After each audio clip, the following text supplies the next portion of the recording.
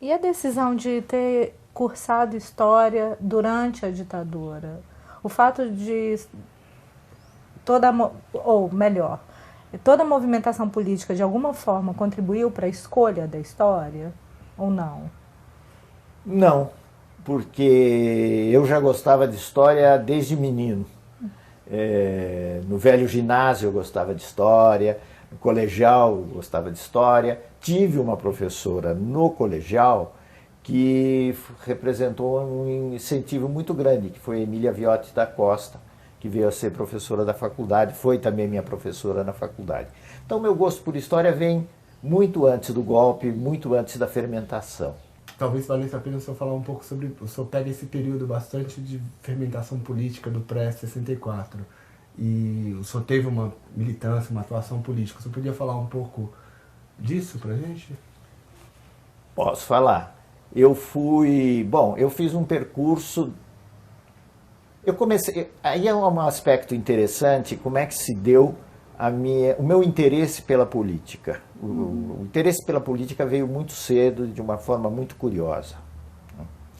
Eu tinha um avô cego, foi progressivamente ficando cego, e ele era um leitor, sem fazer propaganda, ele era um leitor diário do Estado de São Paulo.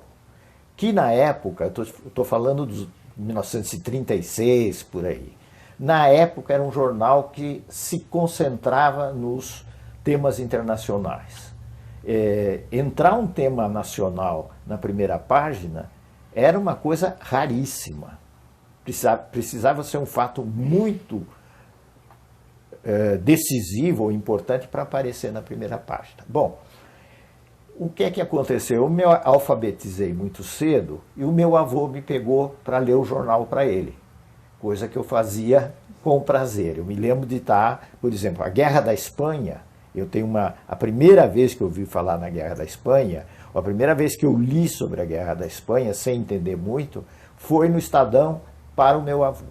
Então, esse interesse histórico, não digo que essa foi o fator desencadeante, esse foi o fator desencadeante, mas contribuiu bastante, tanto que a primeira coisa que eu digo para vocês, vem à memória esse fato. Então, o ambiente de casa também, embora as pessoas não participassem da vida política, eram todos estrangeiros, o ambiente de casa ferveu muito durante a Segunda Guerra Mundial, porque numa casa de judeus você não está jogando qualquer coisa, você está jogando a vida. E a partir de 45, então, eu tive não uma militância política, mas um acompanhamento da política. Só para dar um exemplo, em 45 eu torci pela vitória do brigadeiro Eduardo Gomes e, ao mesmo tempo, tinha uma enorme simpatia pelo Prestes e não entendia por que o Prestes não apoiava o brigadeiro. Depois eu achei aquilo uma criancice, mas não era tão criancice assim, porque houve uma tendência derrotada no PCB que queria uma aproximação com a tão malsinada UDN como viria a ser no futuro. Não vingou, mas quer dizer, era uma opção que estava aí no ar. Bom, daí eu passei brevemente pelo socialismo, daí eu fui radicalizando e me tornei trotskista. Socialismo PSB. Socialismo PSB, o partido. Né? Pelo PSB, que era muito diferente do que é hoje. Era um partido de pouca gente, era um partido com muitos intelectuais. E eu me lembro que entrei e brevemente falei para uma das pessoas que tinha me introduzido, eu disse, o problema é que o partido precisa se abrir mais, o partido é muito fechado e precisa ter um laço social. E eles não, né, assim é melhor, porque assim a gente controla a qualidade das pessoas. Bom, era clube, não era partido. Né? Mas a entrada do senhor via PSB tem a ver com alguma organização judaica? Porque existia o Paul Singer, por exemplo, que fala um pouco sobre isso, mas no caso do senhor, não. Não, aí é uma boa pergunta essa, porque o sionismo teve bastante influência na minha época e nos meios de esquerda judaica, os grupos comunistas, os grupos socialistas, e havia a grande ilusão de emigrar e ir para os kibbutz, levar uma vida igualitária, rural, fazer os trabalhos de campo. Eu até que, sob um certo aspecto, eu gostaria, porque eu aprenderia trabalhos manuais que me fazem muita falta hoje. Mas fora daí não me encantaria muito. Mas eu nunca fui atraído realmente, eu nunca fui atraído pelo sionismo. Não estou falando que sou contra o Estado de Israel, mas realmente o sionismo nunca foi o meu encanto. E logo eu embarquei numa tendência internacionalista, daí o sionismo ficou inteiramente à margem. Essa saída esse caminho do socialismo para o trotskismo foi como isso? Tem alguma influência? Isso foi o Pedrosa, talvez? Não, eu nem conheci o Pedrosa. Não, foi o Abramo? Também não, essa gente já tinha saído. Tá. Isso... Bom, é engraçado que eu queria laços amplos, eu critiquei o PSB porque era um clube e eu acabei indo para um clube ainda mais fechado. Mas aí é o peso da ideologia, porque no socialismo não dava para acreditar muito no socialismo democrático, naquela época, né? Hoje eu penso de uma maneira muito diferente. No radicalismo trotskista dava para viver uma utopia. Uma utopia não realizável, e se realizada não seria lá grande coisa, boa coisa. Mas, então, seja como for, a ideologia me fez me fechar mais ainda nesse sentido dos laços com a sociedade, com os movimentos sociais e tal. Embora a gente fosse periférico dos movimentos sociais, a gente ia a assembleias de metalúrgica, ia a todo lugar, muitas vezes expulsos como traidores, agentes do imperialismo, sei lá, as piores coisas. Bom, essa história do trotskismo é curioso, porque veio por uma via intelectual. Eu e meu irmão, Rui, começamos a ler o Trotsky, assim meio por acaso. A gente achava que alguma coisa estava errada na União Soviética. A União Soviética, naquele tempo, para o pessoal de esquerda, era o paraíso na Terra, né?